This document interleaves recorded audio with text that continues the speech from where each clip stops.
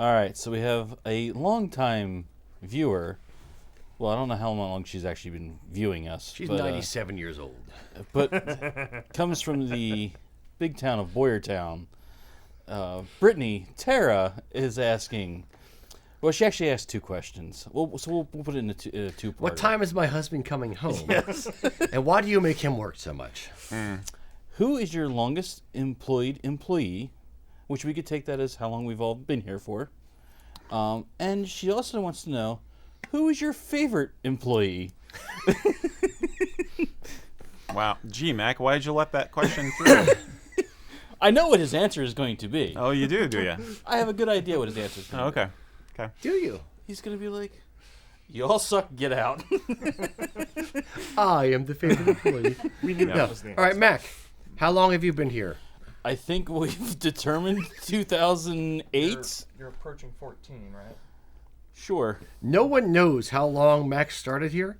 I how just long appeared ago. one day. Yes, he just kind of appeared out of the mists. Much like the origins of the kilt itself. There is no origin. There's only stories about the origin. Manifested out of a pile of scrap tartan. Exactly.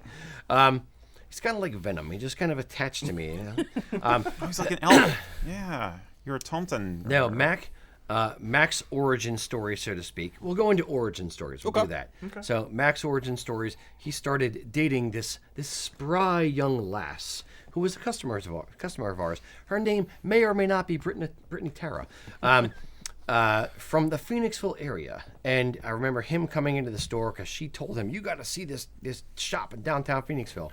And he came in and we just started talking. And I was like, "Hey, I sew. Really? Bring in some stuff. I'd like to see what you sew." And then it was kind of under penalty of death. He had to work here. Yeah, it was, here, you think you can make a kilt? Yeah. My answer was, doesn't look too hard. No, Mac used to work at Life Touch. He was a photographer before working here, and he was working, essentially part-time because they'd off in the summers and that kind of stuff. It's the companies that, go around and take pictures of... Yes, we'll do the joke. You get to shoot kids, da da da. It's school photography, shall we say? So he started working for us in the summer, and then it was kind of one of those like, I don't want Mac to go away. Mac, you need to work here full time.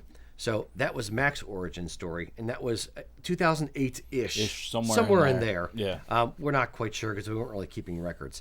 Ian, when did you start? That sounds about right, because when I started in fall of 2013, right after Kilt the Classic, you guys were at that time saying Mac was about 5 years.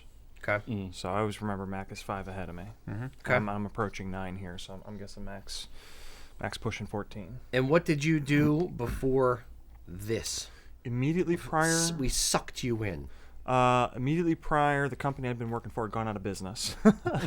But I worked for Quality Build Equipment. We were doing cardboard balers. Okay. My background's in education, though. Yeah. Ian had a background in education. He was doing like hardware kind of stuff. And then he came in as a kilt maker, and now he's a store manager. Mr. Eric. What? When did you show up on my doorstep as a stray? I don't remember. And somewhere between these two. It was when we were in this building, so it had to be after 2010. I wanted to come in. I wanted to see the store, and you'd said we're not open right now because we're moving to a new building. I was like, okay, and that was like, I don't think it was like 6 months or a year after that, I actually came into the store. Okay. Yeah. So I don't know what year that was. What year did you move into this building? I think it was 2010-ish. Yeah. Let's say. So it would have been 2010 or 2011. Sounds about around right. there. Yeah. What were you doing before? What's your background? Well, I was born in Marin County Hospital. I had been in a marketing job, advertising, and then got laid off. And then we had our second kid, and we realized we could really use somebody to stay at home.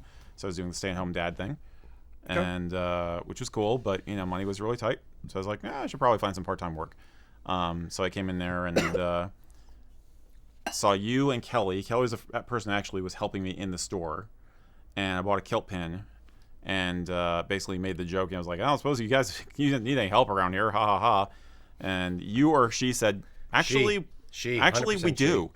And so I came back a week later or something with a resume, and we did a quick interview, something like that. I remember it slightly differently. Well, I have a horrible memory, so that's not surprising. Fair point.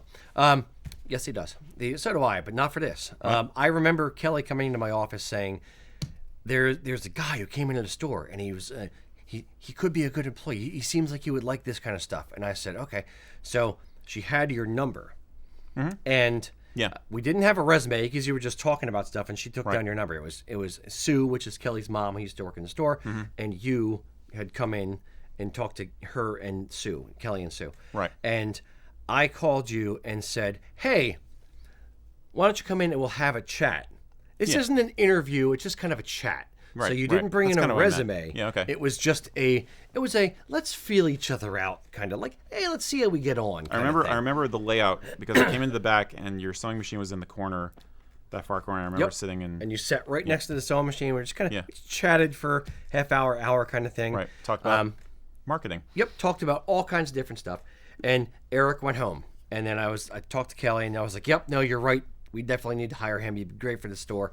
So I think I specifically emailed you and said, "Hey, we'd love it if you want to have a job here. We're looking for part-time or whatever, you want to come in." And you had said, "Well, look, I don't think I'm ready," or, maybe not. Or things got busy or something like that.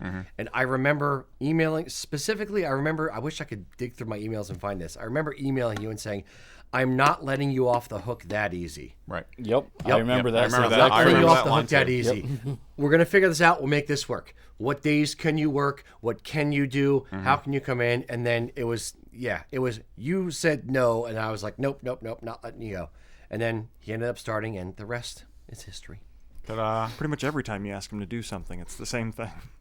Eric, can you put together this video content? Nope, not going to do it. Okay, let's talk about it. I'm not letting you off the hook that easy. That's how he manages the business in general. Yeah. It's a lot of groveling involved. No, but yeah, that's how I remember your start. Yeah, it was mostly to the that. business. Yeah, That's pretty much it. I just started. That's how I started. It's not really an origin story. I was working in. I had worked in customer service for a website company. They laid off my entire department. Then I worked for one of the companies that they had done the customer service for, which is called Blades Board and Skate. Due to my snowboarding and skateboard knowledge and that kind of stuff, as a retail store manager, assistant manager in training kind of thing, or assistant manager in training. And then when that company started having financial difficulties, I had started doing this on the side a little bit already. And at some point, I just kind of said, nope, I got to go, because I was working essentially 40 hours a week at that job, and then 30 or 40 hours a week at this job. And then I said, okay, well, if I quit that, it was a good time to jump.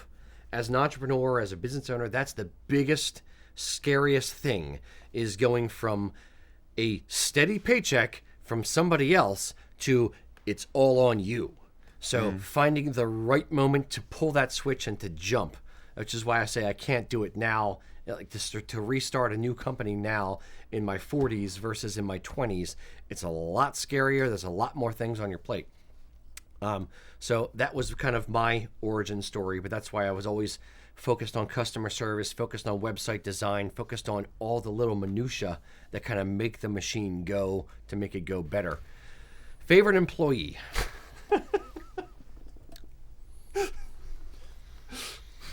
Blue. I'd completely forgotten. No. Favorite employee? I'm gonna go a little random, Okay. because I pick on her, but I love her. Casey. She's my favorite employee because she takes it with a grain of salt. Because I pick on her. I can't pick anyone in this room because that would be weird. For the rest of the show. It's already But it's weird no Casey. matter what. Yes, it's Casey. 100% it's Casey. Okay. Hands down. Everyone else can't hold a candle. The person My that Casey. you didn't hire the first time she applied?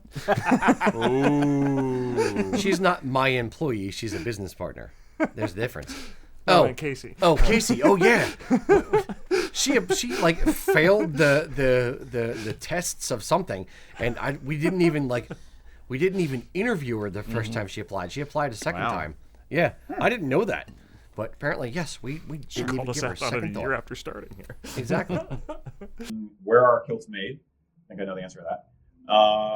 Is it too late to get one in time for Christmas? Our kilts are actually made right behind me. Right there. We make our kilts here in our shop.